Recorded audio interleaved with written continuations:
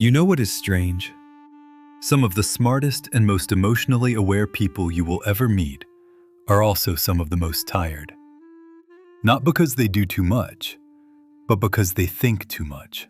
They think again about conversations that ended hours ago. They imagine situations that may never happen. They stay awake at 2 a.m., not because something went wrong, but because their brain keeps asking, what if? And here is the psychological paradox at the center of this. The same thinking habit that makes someone thoughtful, careful, and kind is also the same habit that quietly makes them tired. Today, we are going to explore the psychology of people who think too much. What is really happening in their brain, why it starts, and what it truly says about who they are. Let us start with what researchers actually call this pattern. Psychologists call it maladaptive rumination, which means the mind keeps returning to the same thoughts again and again, especially about uncertainty, past events, or social situations. Studies from Yale University and University of Michigan have repeatedly shown that people who ruminate do not do this because they are weak or anxious. In many cases, they do it because their brain is very good at finding patterns. It is always scanning, always processing, always looking for meaning. The problem is not intelligence. The problem is that the brain never gets a signal to stop. Neurologically, this is connected to a part of the brain you may have heard of, the prefrontal cortex. This is the part of your brain that helps with planning, analyzing, and thinking about yourself. In people who overthink, this area often stays very active, even during rest. At the same time, the default mode network, which is the brain's background thinking system, keeps creating inner talk. The result is a mind that is almost always active, always checking, always preparing answers for conversations that have not happened yet. What is interesting is that this pattern usually does not begin in adulthood. For many overthinkers, the habit starts in childhood or the teenage years, often in places where life felt unpredictable. When a child grows up in a home where moods changed suddenly, or where mistakes had very big consequences, the young brain learns a very logical way to survive. Think ahead. Expect everything. If you can guess what is coming, maybe you can protect yourself. In this way, overthinking is not a flaw. It is an adaptation. It is a very smart nervous system doing exactly what it learned to do. Now, here is something important to notice. Not all overthinking looks the same. Psychologists usually identify two different types.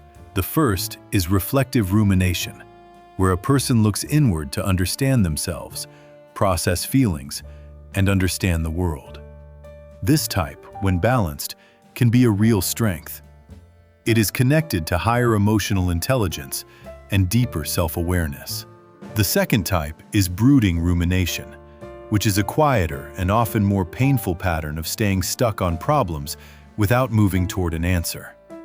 This is where overthinking begins to affect sleep, decision-making, and social anxiety that grows from studying every interaction too much. The difficult part is that most overthinkers move between both types. One small moment of reflection can slowly turn into a spiral without being noticed. And because the thinking feels useful, because the brain is actively working, it can be truly hard to notice when you have moved from processing into rumination. Cognitive psychologists call this the illusion of mental progress. The mind feels like it is solving something, but it is actually only repeating itself. And this is where dopamine becomes part of the picture. Your brain releases small amounts of dopamine while solving problems, even imagined problems. So when an overthinker goes through a situation, studies every angle, and builds mental arguments, the brain is partly rewarded just for the activity itself, not for finding an answer, only for thinking. This is why telling someone to just stop thinking about it does not match how the brain works. The brain has a chemical reason to continue. So what does this pattern really show about a person? Here is what research suggests, and it may not be what you expect. A 2013 study published in Psychological Science found that people who reported higher levels of rumination also scored much higher on cognitive empathy, which is the ability to understand and predict how other people may think or feel. On average, they are more sensitive to social details, more aware of how words affect others, and more able to notice the quiet, emotional feeling in a room. The same mental system that makes overthinking so tiring is also what makes these people very perceptive. But noticing things without reaching peace is exhausting. And that is the tension overthinkers live with. They notice everything. They feel the weight of many possibilities. And yet, the more they think, the harder it seems to become clear. Because here is the quiet truth psychology keeps returning to.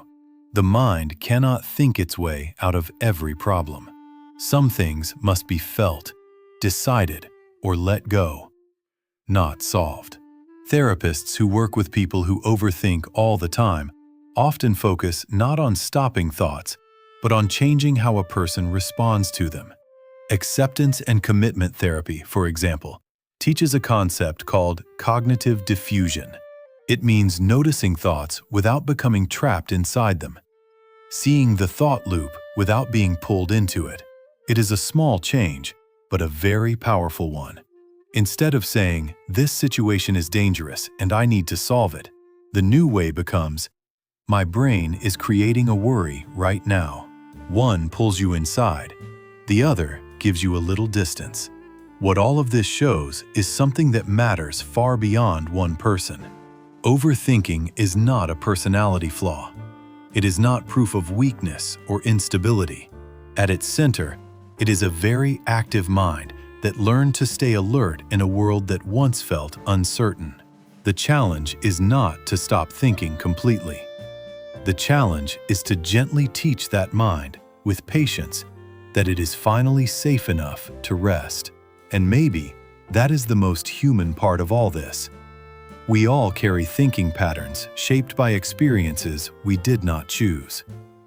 Understanding them does not remove them, but it does change how much power they have over us.